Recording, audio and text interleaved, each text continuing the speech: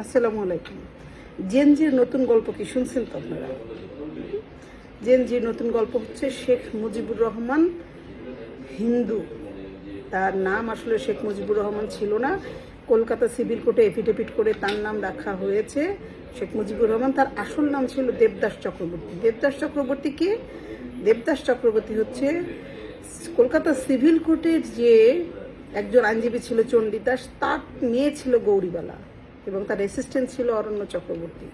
তো অরণ্য চক্রবর্তী এবং গৌরীবালার সম্পর্কের ফলে, অবৈধ সম্পর্কের ফলে জন্ম হয়েছে দেবদাস চক্রবর্তী। দেবদাস চক্রবর্তী 3 বছর জন্মের। দেবদাস চক্রবর্তী জন্ম নিয়েছে 1920 সালের 12ই ডিসেম্বর। সে তার 3 বছর পরে অরণ্য চক্রবর্তী হচ্ছে গৌরীবালাকে বিয়ে করতে চাচ্ছে না, বিয়ে করতে রাজি হয় নাই। তখন চণ্ডীদাস টাকার বিনিময়ে শেখ লুৎফুর রহমানের কাছে গৌরীবালাকে বিয়ে দিয়েছেন। মানে লুৎফুর রহমান অনেক গরিব ছিল, দরিদ্র ছিল। টাকার বিনিময়ে গৌরীবালাকে বিয়ে করেছেন শেখ মুজিবুর রহমান। তখন তো দেবদাসকে সহ গৌরীবালাকে বিয়ে করেছে। এই হচ্ছে সাম আপ, এই হচ্ছে গল্প। এখন প্রশ্ন হলো আমার যে শেখ মুজিবুর রহমানের যদি 3 বছর পরে, জন্মের 3 বছর পরে যদি শেখ লুৎফুর রহমান গৌরীবালাকে বিয়ে করে, তাহলে যে তার যে আগের 2 বোন জন্ম নিল, ওরা কোথা থেকে আসলো? বুঝতে পারছেন না? বুঝিয়ে বলে। কারণ শেখ মুজিবুর রহমান তো 3 বছর বয়সেই বিয়ে হলো লুৎফুর রহমানের বাবার সাথে। লুৎফুর রহমান বাবা হলেন, এফিডেভিট করে তার নাম চেঞ্জ করে শেখ মুজিবুর রহমান করা হলো, তাই না? তাইলে এই যে তার মা যে ছিল, তার আগের যে 2 বোন ছিল, শেখ মুজিবুর রহমানরা কিন্তু 4 বোন 2 ভাই। তার মধ্যে শেখ মুজিবুরের উপরে 2 বোন ছিল, 2 বোন। এক হচ্ছে ফাতেমা বেগম, এক হচ্ছে আসিয়া বেগম। এই 2 জন হচ্ছে শেখ মুজিবুর রহমানের বড় 2 বোন। তারপরে শেখ মুজিবুর রহমান এবং তারপরে আরও 2 বোন, 1 ভাই আছে, 1 ভাই ছিল। তাহলে হচ্ছে যে এই 2 বোন কিভাবে আসলো? এই 2 বোনের জন্মের কাহিনী আপনারা কেন বলছেন না? লুৎফুর রহমানের সাথে যখন বিয়ে হলো গৌরীবালার, তাহলে তো প্রথম সন্তান হচ্ছে শেখ মুজিবুর রহমান। আগের 2 সন্তান কোথা থেকে আসবে? এখন বলেন আসিয়া বেগমকে এবং ফাতেমা বেগমকে। এখন আমি যদি আপনাকে বলি যে আসিয়া বেগম হচ্ছে যে, আপনারা যদি, আসিয়া বেগমের স্বামীর নাম ছিল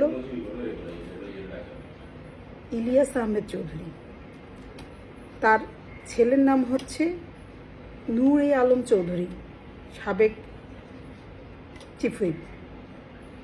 তার ছোট ভাই হচ্ছে নিক্সন চৌধুরী। এখন নিক্সন চৌধুরীর দাদির নাম তাহলে কি দাঁড়াইলো? ফাতেমা বেগম, শেখ মুজিবুর রহমানের বড় বোন। এখন বলেন শেখ মুজিবুরই তো হলো 3 বছর বয়সে শেষ লুৎফুর রহমানের সাথে বিয়ে হলো, তার মায়ের বড় বোন আসলো কোথা থেকে? সেই তো বাড়ির বড় হওয়ার কথা ছিল, তাই না? হলো না। তার দ্বিতীয় মেজ বোনের নাম হচ্ছে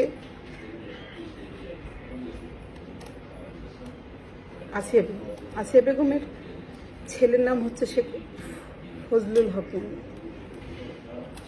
তার সন্তান হচ্ছে শেখ ফজলে নূর তাপস, শেখ ফজলে নূর পরশ। এটাকে তো সবাই চিনি আমরা। তো 2টা বোনই হচ্ছে তার বড় বোন, তাই না? এই বড় বোন আসলে কোথা থেকে? সেই গল্পটা আপনাদের কাছে নাই।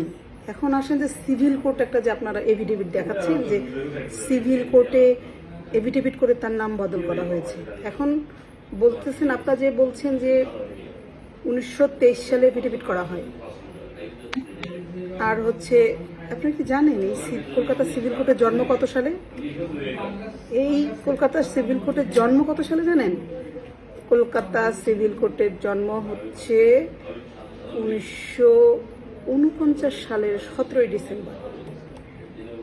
তাহলে এখন হচ্ছে যেই কোর্টের জন্মই হলো 1949 সালে, সেই কোর্ট কিভাবে 1923 সালে এফিডেভিট দেয়?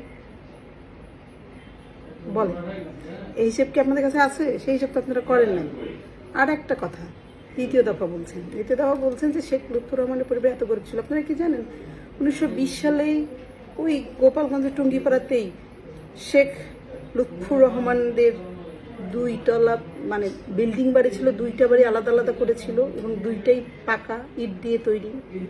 তো যেই পরিবার ততটা সচ্ছল 1920 সালে, সেই সেই লোকের কোনো দরকার আছে টাকা নিয়ে কারো কোনো মেয়েকে বিয়ে করার?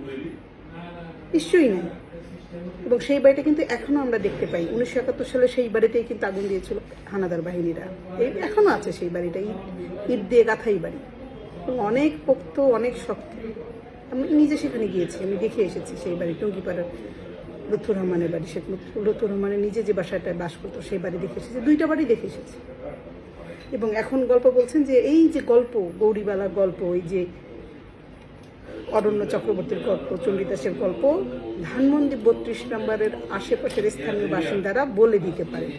আপনারা জানেন বঙ্গবন্ধু শেখ মুজিবুর রহমান ধানমন্ডি 32-এ কবে থেকে বাস করা শুরু করছে ফ্যামিলি নিয়ে? প্রশ্নটা করেছেন তাদেরকে? করেনি।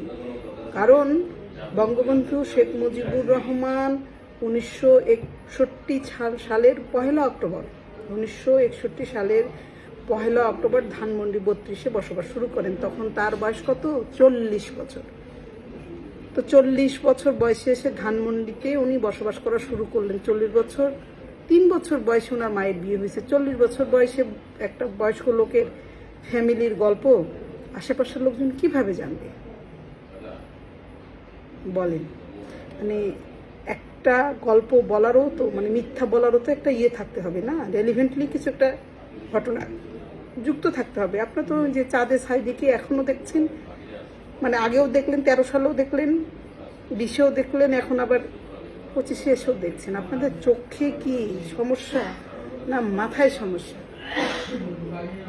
আপনারা কোনোভাবেই শেখ মুজিবুর রহমানের যে সুনাম, যে উচ্চতা, যে হাইট টাচ করতে পারছেন না। ফলে যে সমস্ত মিথ্যা বানাচ্ছেন, বানোয়াট তৈরি করছেন, এগুলো আসলে ধোপে টিকছে না।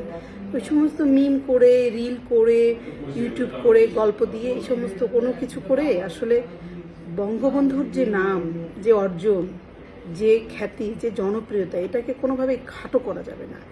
বঙ্গবন্ধু বাংলাদেশের একমাত্র নেতা, যেই নেতার নেতৃত্বে বাংলাদেশ স্বাধীন হয়েছে, সার্বভৌম বাংলাদেশ পেয়েছে, এবং বঙ্গবন্ধু শেখ মুজিবুর রহমানের কারণেই তিনি জাতির পিতা হয়ে উঠেছেন। আমাদের বাংলাদেশের জাতির পিতা বঙ্গবন্ধু শেখ মুজিবুর রহমান। আপনারা যতই চেষ্টা করেন না কেন, যতভাবেই চেষ্টা করেন না কেন, বঙ্গবন্ধুকে ছোট করার সামান্যতম প্রচেষ্টাও